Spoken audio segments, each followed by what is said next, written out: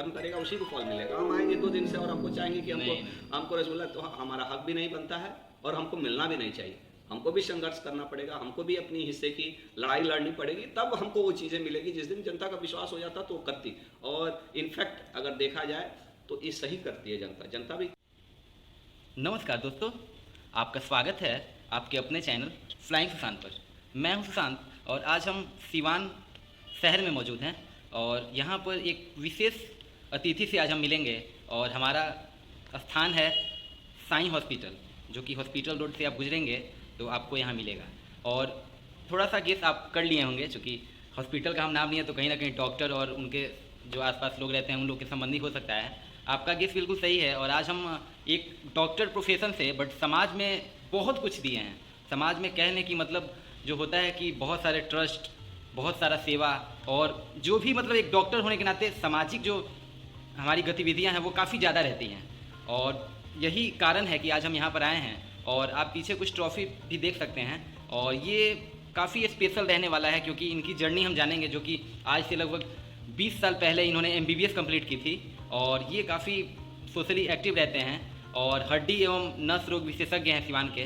और एक बड़ा सुंदर हॉस्पिटल यहाँ पर सिवान में, और पिछले लगभग 8 साल से सेवा दे रहे हैं अपने हॉस्पिटल के माध्यम से, और सिवान में प्रैक्टिस उसके पहले से ही कर रहे हैं। तो सबसे पहले हम स्वागत करेंगे डॉक्टर रमेश्वर कुमार सिंह जी का अपने चैनल पर।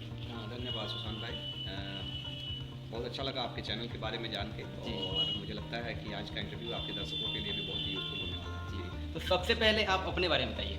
मैं डॉक्टर रामेश्वर, मैं ऑर्थोपेडिक सर्जन जी, entrepreneur and social activist. I am proud father of two son and husband of lovely woman. 2 बच्चे हैं मेरे और वाइफ जो खुद डॉक्टर हैं। उन्होंने यहीं के medical college, Ayurvedic medical college से BMS किया, उसके बाद से उन्होंने MD भी किया हुआ है।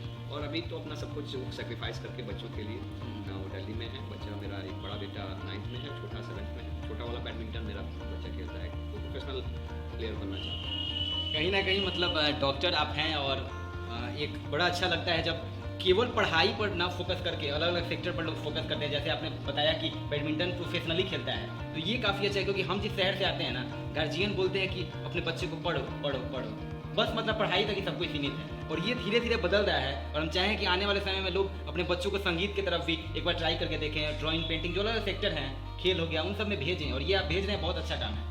तो चलिए, ये तो हो गई थोड़ी सी हमारे बारे में। और हम जानना चाहें कि ये जो सफ़र रहा अपना 20 साल 25 साल का, जो मेडिकल सेक्टर में आप आए हैं एडमिशन लेने से लेकर अभी तक का, वो कितना संघर्षपूर्ण रहा, वो थोड़ा सा बताइए। एक्चुअली सफ़र 15-20 साल का नहीं है, उम्र तो हमारा 43 साल का है। 43 साल का सफ़र है। कोई भी चीज़ 20 साल में नहीं होता है कि जब हम MBBS करते हैं। एक्चुअली मेरे लाइफ का अगर देखा जाए तो सबसे टर्निंग पॉइंट था तो यही था कि जब हमारा MBBS में एडमिशन हुआ, तो 96 का मतलब हो गया आज से लगभग 26 ये 2022 है, तो 26 साल हो गए। और उसके पहले का मैंने जब MBBS हुआ तो उस वक्त 17 साल 18 साल की उम्र होगी। तो जो सबसे टर्निंग पॉइंट मेरे लाइफ का मुझे लगता है कि जब मेरा MBBS में एडमिशन, मुझे वो दिन याद है जिस दिन वो लेटर आया था। एक्चुअली हमारे जो हम लोग का बैच है, बैच के ग्रुप में उस लेटर का एक कॉपी भी लोगों ने भेजा, और शायद मेरी ज़िंदगी का सबसे खुशी का पल था। लोग बोलते हैं ना कि बहुत तले मैंने हवा में पैर लगता है, मैंने उस सेवेंथ क्लाउड, वो चीज़ मैंने उस दिन फील किया था जब मैंने उस लेटर को पढ़ा था। और शायद अगर वो लेटर नहीं होता और शायद मैं मेडिकल में मेरा एडमिशन नहीं होता तो मेरी ज़िंदगी कुछ अलग होती। मेडिकल प्रोफेशन सचमुच में एक बहुत ही बेहतरीन प्रोफेशन है आज भी, हर मामले में। पैसा कमाने के हिसाब से एज ए प्रोफेशन देखें तो नाम के हिसाब से, इज्जत के हिसाब से। और मुझे नहीं लगता है कि ऐसे देखिए, पैसा तो कोई भी फील्ड में आदमी नाम शोहरत कमा सकता है, इज्जत कमा सकता है, लेकिन एक डॉक्टर का एक प्रोफेशन ऐसा है ना कि आज के दिन भी उतना ही रिलेवेंट था जितना आज से मैंने जब हम थे, और उसके भी बहुत पहले 50 साल 100 साल पहले भी। मेरा तो ये मानना है कि जहाँ पे भी मानव है, जहाँ पे भी ह्यूमन रेस है, वहाँ पे डॉक्टर का वैल्यू है, और वहाँ पे डॉक्टर की इज्जत है। वहाँ डॉक्टर एक शान से, प्रतिष्ठा से, इज्जत से पैसा कमा सकता है, और ये हर युग में ये चीज़ रहेगा।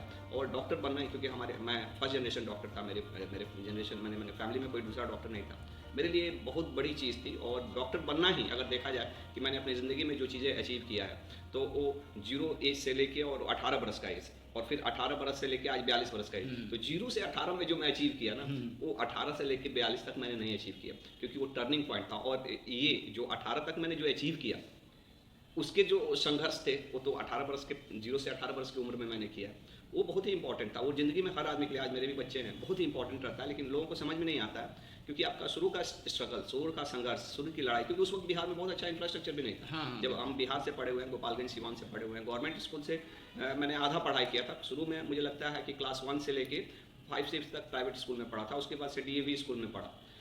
लेकिन वहीं से ये चीज़ें सेप हुई, एक संघर्ष करने का। वहाँ से मैंने DAV से फिर हम लोग BN कॉलेज में चले गए, पटना में मैं 2 साल रहा। मेरा करंट ईयर में नहीं हुआ, नेक्स्ट ईयर मैंने 3 साल हमको वहाँ लग गया, और उसके बाद से मेरा MBBS में ये हुआ। तो वो स्ट्रगल शायद लोगों को स्ट्रगल नहीं समझ में आता, लेकिन वो भी एक बहुत बड़ा संघर्ष था, क्योंकि मेरे फादर मेरे गल्फ में ही रहते थे, बाहर ही रहते थे, और ऐसा नहीं था कि बहुत ज़्यादा एजुकेशन का इन्वायरमेंट था। मेरे दादाजी फ्रीडम फाइटर थे, वो लेकिन बहुत बिलीव करते थे, और उनका ऐसा मानना था कि मुझ पर बड़ा विश्वास करते थे कि बड़ा तेज है, कुछ करेगा, नाम करेगा। तो उनका विश्वास था, और वो हमेशा गाइड करते थे। इनफैक्ट अगर मेरा एडमिशन कराने के लिए भी देखा जाए तो 11th-12th में मेरे दादाजी ही गए थे।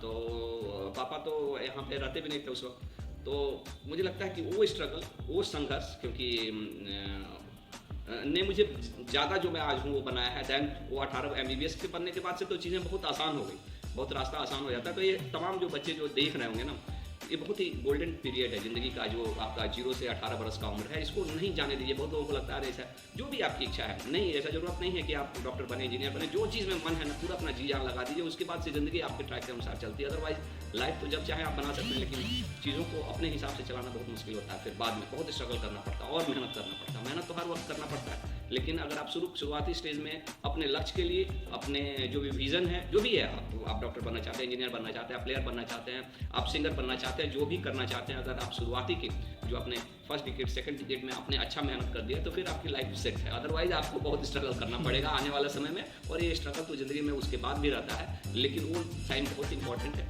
उसके बाद से मेरा MBBS में एडमिशन हो गया, बहुत ही अच्छे मेडिकल कॉलेज में, सेवाग्राम वर्धा, बहुत ही उस वक्त प्रेस्टीजियस था, आज भी प्रेस्टीजियस है। बहुत मायने में मुझे लगता है कि मेरे सोच को, मेरे थॉट्स को वो इन्फ्लुएंस किया वो मेडिकल कॉलेज, क्योंकि वो गांधी जी वाला बनाया हुआ कॉलेज था। First rural medical college in India था, फर्स्ट मेडिकल कॉलेज जहाँ पे रूरल पोस्टिंग का कंसेप्ट आया। वहाँ पे गांधीयन फिलॉसफी फॉलो होती थी, नॉनवेज अलाउ नहीं था, गांधीयन ड्रेस कोड, खादी हम लोग को पहनना पड़ता था, वीक में एक दिन श्रमदान करना होता है। हर लड़का लोग को एक विलेज अडॉप्ट करते थे हम लोग। तो विलेज और गांव के परिवेश से जुड़ना, गांव की समस्याओं को समझना, एक सचमुच एक ह्यूमन बनना, मुझे लगता है कि ये सब सेवाग्राम की देन है। वहीं से मैंने पोस्ट ग्रेजुएशन भी किया, और पोस्ट ग्रेजुएशन करने के बाद से मैं बिहार आ गया, क्योंकि मेरा मानना था कि उस वक्त तो मेरा बिल्कुल दृढ़ संकल्प था कि बिहार में हम लोग नहीं जाएंगे तो कौन जाएगा। बिहार में अगर डॉक्टर रामेश्वर नहीं जाएगा तो कोई गुजराती मेरा फ्रेंड, कोई मराठी मेरा कोई फ्रेंड, कोई नॉर्थ स्टेट का फ्रेंड तो नहीं आएगा। ये मेरी मॉरल रिस्पॉन्सिबिलिटी थी, और हम गांधीयन फिलॉसफी से पढ़ के आए थे, तो मुझे लगता था कि मुझे करना चाहिए। और फिर मैं यहाँ पे आया। बहुत सारे फैमिली मेम्बर, वाइफ, इनफैक्ट उस वक्त शादी भी हो गई थी, वो लोग नहीं इंटरेस्टेड थे कि हम यहाँ पे आएँ, क्योंकि हमारे लिए पूरा दुनिया खुला हुआ था। कहीं भी हम जा सकते थे, कहीं भी सेट हो सकते थे, लेकिन मुझे लगता था कि मैं जितना अच्छा बिहार में कर सकता हूँ एज ए पर्सनली, उतना मैं दुनिया किसी कोने में नहीं कर सकता था, ऐसा मुझे लगता था। और एक मुझे ये भी लगता था कि हो सकता है मैं बाहर में पैसा कमा लूँ, शायद थोड़ा नाम भी कमा लूँ, लेकिन मैं वहाँ पे रहूँगा तो एज ए गेस्ट है। मैं बिहार में जाऊँगा तो मैं वहाँ के ग्रोथ में मुझे हिस्सेदारी मिलेगी। मैं केवल एक एम्प्लॉय बन के नहीं रहूँगा। एक मैं समझिए कि एक ओनर, इसके डेवलपमेंट में एक ओनर, अगर कुछ डेवलप हुआ बिहार तो उसका कहीं ना कहीं डिविडेंड हमको मिलेगा, उसका शेयर मिलेगा। और जो मुझे लगता है मेरा एक सही बिलीव था, क्योंकि जब हम बिहार में आए थे तो उस वक्त बिहार जस्ट बदल रहा था। अभी तो बहुत अच्छा है, शायद और भी अच्छा हो सकता है, मैं ज़्यादा ही बोलता हूँ। सर कहीं ना कहीं हम लोग सेवाग्राम से MBBS और PG किए हैं, और ये मतलब काफ़ी नाम से ही सेवा, शुरू से ही सेवा मिला है। और कॉलेज लाइफ में भी काफ़ी आपने वो जो विलेज अडॉप्ट, ये सब जो आपने बात की, तो जो doctor Rameshwar Kumar as a social worker कितना चैलेंजिंग रहा? हाँ, doctor Rameshwar Kumar as a social activist का थॉट्स वो सेवाग्राम ने ही क्रिएट किया। क्योंकि वहाँ पे जाने के बाद से मैंने सचमुच NGOs क्या होते हैं, जो गैर सरकारी संस्थाएं कैसे काम करती हैं, वो चीज़ें मैंने देखा। और बहुत ही अच्छे NGOs के साथ काम करने का मुझे मौका मिला, गुजरात में, महाराष्ट्र में। उस वक्त जब हम बिहार में आए तो NGO एक बहुत ही खराब शब्द माना जाता था, बहुत कम NGO थे और ना के बराबर ही थे। लेकिन मुझे खुशी है कि यहाँ पे हम लोगों ने 12-13 साल से काम किया, लगभग 15 साल से। तो बहुत सारे NGOs जो बहुत अच्छा भी वर्क कर रहे हैं, लगभग मैं 15 से ज़्यादा NGOs जो गोपालगंज सीवान में वर्क कर रहे हैं उससे एसोसिएटेड रहा, किसी ना किसी रूप में वहाँ पे काम करने का मौका मिला। और मैंने भी अपना खुद का मेरा NGO है जिससे काम करते हैं। एक बार नाम उसका जरा, मेरा जो NGO है मेरे वाइफ के ही नाम से सृष्टि NGO है। और इसके साथ ही मैंने यहाँ की कोई भी ऐसा जो सीवान गोपालगंज की अच्छी NGO नहीं होगी जिससे मैं डायरेक्टली इनडायरेक्टली एसोसिएटेड नहीं रहा हूँ। मैंने इस पूरे जर्नी में लगभग 5,000 ग्रामीण चिकित्सकों को फर्स्ट एड का ट्रेनिंग दिया, क्योंकि हमारे गांव में बहुत सारे डॉक्टर रहते हैं जिनको फर्स्ट एड का, तो उन लोगों का ट्रेनिंग दिया सर्टिफाइड एम्स के साथ मिलकर। हम लोगों ने 200 से ज़्यादा गाँव में फ्री में विलेज हेल्थ चेकअप किया। लगभग 1 लाख से ज़्यादा लोगों को डायरेक्टली इनडायरेक्टली हमने फ्री में कंसल्टेशन दिया। फ्लड में चाहे दूसरे भी जो सोशल एक्टिविटी उसमें हम लोगों ने बहुत सारा लगभग 100 से ज़्यादा गरीब मरीज जो किसी न किसी रूप से अक्षम थे, आपके पैर भी, चाहे कोई सोशल एक्टिविस्ट के पैर भी, चाहे बहुत ही गरीब है, उसके मैंने ऐसे हम लोगों ने फ्री में ऑपरेशन किया। तो एक एक्चुअली एक और भी थॉट, जब हम गुजरात में चाहे यहाँ पे काम किए ना, हम लोग लायंस क्लब से भी जुड़े हुए हैं। यहाँ पे लायंस क्लब के हम लोग फाउंडर सेक्रेटरी भी यहाँ पे था।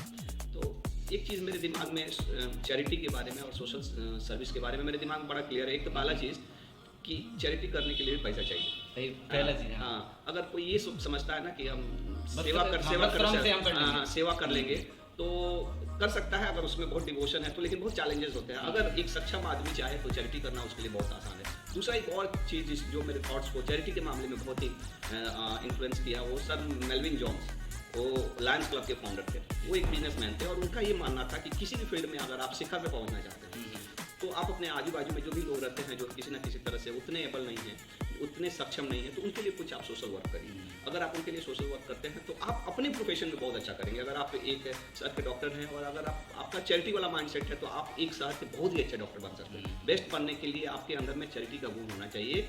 आप किसी भी प्रोफेशन में हैं, प्रोफेशन के हाइट पे जाने के लिए। और वहीं से हम लोगों ने यहाँ पे आए तो हम लोगों ने लायंस क्लब भी स्थापित किया और इस तरह से लगातार अपना प्रोफेशनल लाइफ भी और एक सोशल लाइफ भी जीते हुए ये 15 साल की जर्नी हमने। एक सर प्रश्न आता है, चूँकि हाल ही में विधानसभा चुनाव हुआ है और नेताजी डॉक्टर साहब, ये थोड़ा कैसा, मतलब नेताजी बनने का थोड़ा सपना वो कैसा रहा? देखिए, एक्चुअली पॉलिटिक्स तो कोई भी बड़ा बदलाव करने का सबसे बड़ा, भले ही कितना भी कोई गंदा कहे, कितना भी खराब कहे, लेकिन पॉलिटिक्स समाज में हर बड़ा परिवर्तन का सूत्रधार चाहे केंद्र बिंदु पॉलिटिक्स ही रहा है।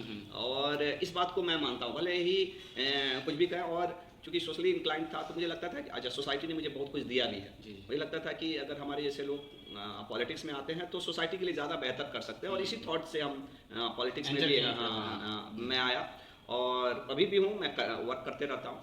तो मेरा ऐसा मानना है कि पॉलिटिक्स में अच्छे लोगों को आना चाहिए और पॉलिटिक्स में अच्छे लोग आएंगे ना, हम दूसरे को गाली देके तभी वो गंदगी जो हम बोलते हैं बार बार वो साफ होगा। और देखिए, पॉलिटिक्स का तो थोड़ा मतलब ही होता है कि थोड़ा सा हल्का फुल्का तो आप इधर उधर तो होता ही है, लेकिन ये अच्छे लोग आएंगे ना तो वो जो इधर उधर होता है ना, वो भी एक स्टैंडर्ड, वो एक स्टैंडर्ड का इधर उधर होगा। जो ये कि साहब स्टैंडर्ड गिर गया पूरा एकदम, वो थोड़ा सही होगा। और पॉलिटिक्स खराब चीज़ नहीं है, अच्छा है, अच्छे नियत से करे तो। और समाज के हर बड़े बदलाव का सूत्रधार पॉलिटिक्स ही रहा है और हमेशा रहेगा। इसलिए मैं युवाओं से भी और जिनको इंटरेस्ट है उनसे भी रिक्वेस्ट करूंगा। और एक चीज़ और भी, मैंने जब भी पॉलिटिक्स में आया तो मुझे एक बात समझ में आया, पॉलिटिक्स मैंने एक पार्ट टाइम जॉब नहीं है, ये फुल टाइम जॉब है। ये जैसे चुनाव के 3 महीना पहले सेवा करने से कुछ नहीं होगा। कुछ तो आप ये सोचिएगा कि हम बहुत अच्छे डॉक्टर हैं, हम बहुत अच्छे सोशल वर्कर हैं, चाहे हमारा बहुत अच्छा दूसरे तो हम पॉलिटिक्स में भी सक्सेसफुल हो जाएंगे, ऐसा नहीं है। पॉलिटिक्स फुल टाइम जॉब है और इसमें फुल टाइम आपको डिवोशन देना पड़ेगा, समय लगता है, टाइम लगता है और आप करिएगा तो उसका रिजल्ट भी मिलता है। हो सकता है कि अगर मैं ही बोलूँ कि मैं तो बहुत अच्छा आदमी था, ये था, हमको वोट नहीं मिला, हमारा चुनाव,